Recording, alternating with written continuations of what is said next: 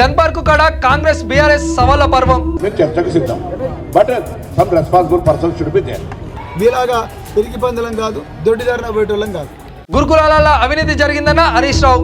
పిల్లలకి అన్నం పెట్టే కోడిగుడ్ల మీద ఉప్పు పప్పు మీద కూడా ఎవడన్నా పైసలు తింటారా పాపం తలుగుతుంది అన్న. దమ్ముంటే చర్చకు రావాలంటున్న కాంగ్రెస్ మంత్రులు.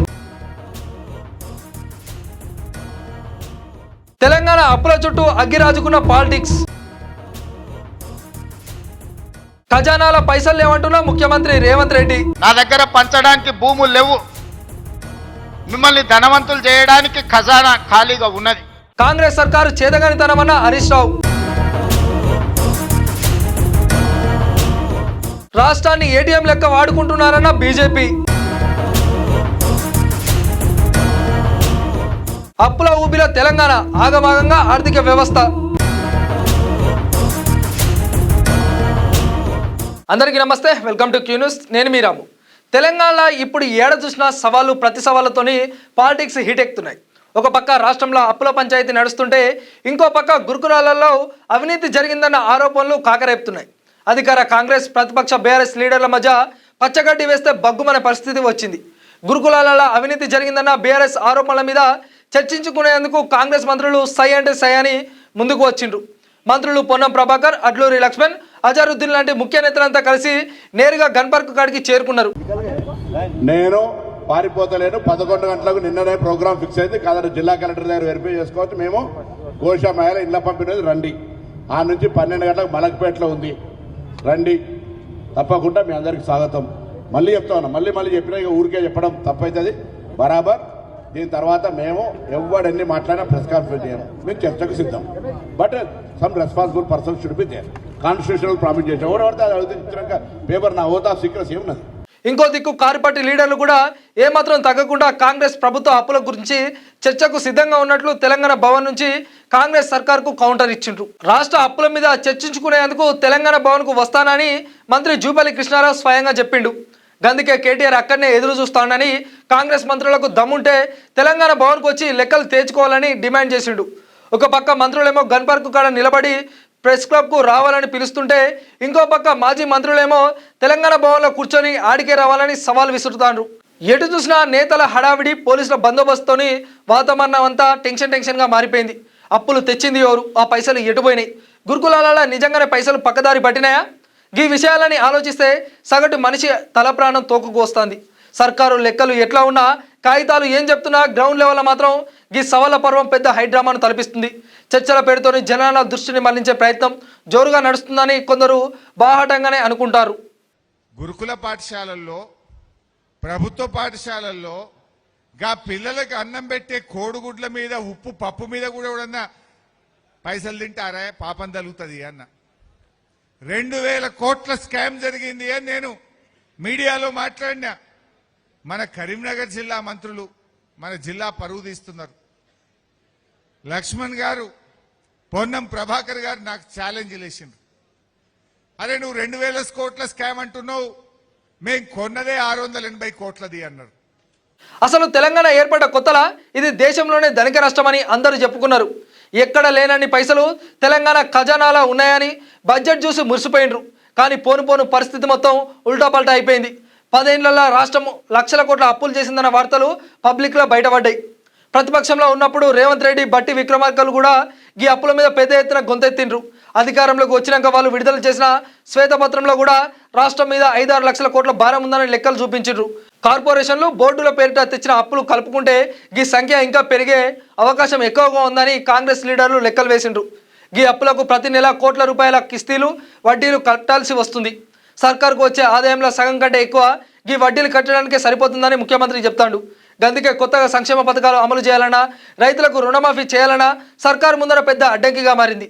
ఒక పక్క ఇచ్చిన హామీలు నెరవేర్చాలని ప్రతిపక్షాలు డిమాండ్ చేస్తుంటే ఇంకో పక్క ఖజానాల పైసలు లేక, వడ్డీలు కట్టలేక కాంగ్రెస్ సర్కారు ఆగమాగమైతుంది. గిసోన్ టైంలో కేంద్రంలో ఉన్న కమలం పార్టీ లీడర్లు కూడా కాంగ్రెస్ మీద విమర్శలు దాడి పెట్టిండ్రు. రాష్ట్రంలో దొరికిన కాడికి దోచుకుంటున్నారని, ఢిల్లీకి తెలంగాణ ఓ ఏటీఎం లెక్క తయారైందని ఆరోపిస్తారు. రాష్ట్రానికి కేంద్రం పంపిస్తున్న ఫండ్స్ కూడా సరిగ్గా వాడుకుంటలేరని, పైగా కేంద్రం మీదనే నెపం నెడుతుర్రని బీజేపీ నేతలు ఫైర్ అవుతాండ్రు.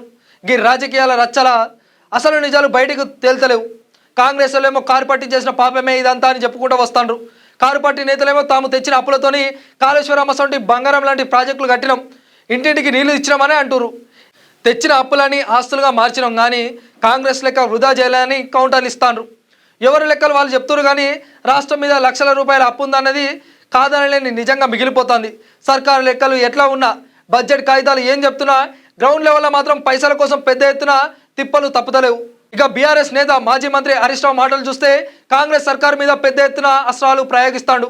అప్పులు తెచ్చిన మాట నిజమే కానీ ఆ పైసలతో తెలంగాణను అభివృద్ధి చేసినామని వాదిస్తాడు. 10 ఏళ్లలో రాష్ట్రంలో కరెంటు కష్టాలు తీర్చినాం, సాగునీటి ప్రాజెక్టులు కట్టినాం, రోడ్లు వేసినామని లెక్కలు చెప్తాడు. కాంగ్రెస్ వాళ్ళు పాలన చేతగాక ఊరికి అప్పుల పేరు చెప్పి తప్పించుకుంటున్నారని విమర్శించాడు. రేవంత్ రెడ్డి ముఖ్యమంత్రి అయినప్పటి నుంచి జనానికి పనికి వచ్చే ఏ ఒక్క మంచి పని కూడా చేయలేదని, కేవలం పాత సర్కారు మీద బురద చల్లడమే పనిగా పెట్టుకున్నాడని హరీష్ రావు ఫైర్ అవుతాడు. ఆర్థిక నిర్వహణ తెలియక రాష్ట్రంలో ఉన్న సంపదను కాంగ్రెస్ ఆగమగం చేస్తుందని ఆరోపించాడు. 6 గ్యారెంటీలు అమలు చేస్తామన్న కాంగ్రెస్ ఇప్పుడు పైసలు లేవనుకుంటా జనాన్ని మోసం చేస్తుందని మండిపడ్డాడు. ఈ ఆరోపణల మీద కాంగ్రెస్ లీడర్లు కూడా ఘాటుగానే స్పందించిండ్రు. 10 ఏళ్లలో కారు పట్టి నేతలు అప్పులు తెచ్చి ప్రాజెక్టుల పేరుతోని కమిషన్లు దండుకున్నారని, కాళేశ్వరం వంటి ప్రాజెక్టు కూలిపోతుంటే ఆస్తులు ఎక్కడి అని ప్రశ్నించిండు. తెచ్చిన అప్పులన్నీ లీడర్ల జేబులోకి పోయినాయి కానీ రాష్ట్రానికి ఏం ఒరిగిందని కౌంటర్ ఇస్తాండ్రు.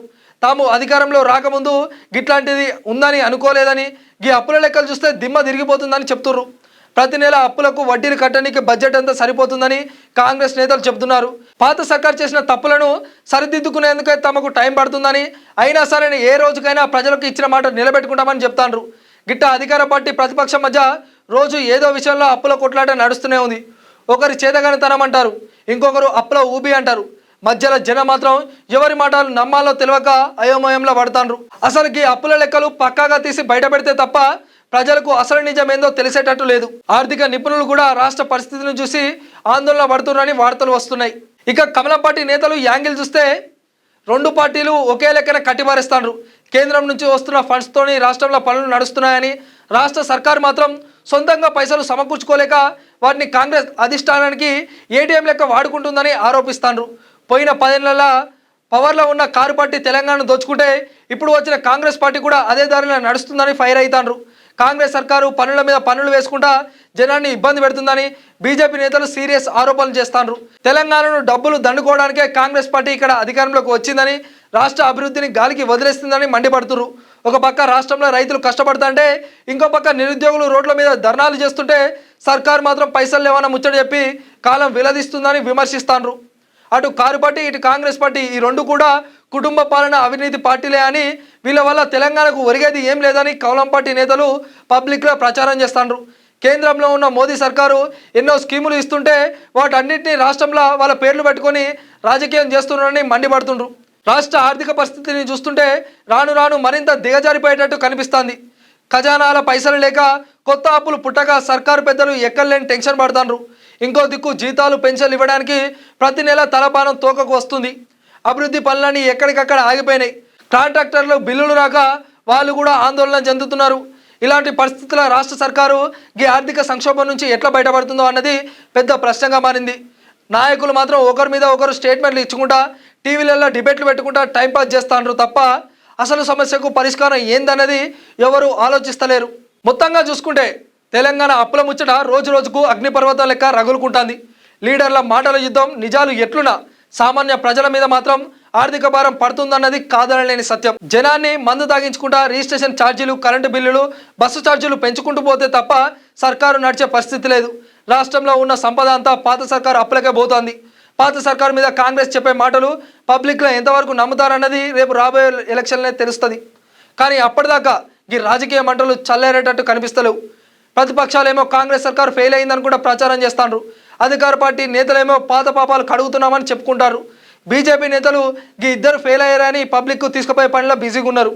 తెలంగాణ ప్రజలు మాత్రం ఈ 3 పార్టీల లీడర్ల మాటలు వినుకుంటా అసలు ఏంది ఈ పంచాయతీ, మా బతుకులు ఎప్పుడు బాగుపడతాయని నిలదీస్తాండ్రు.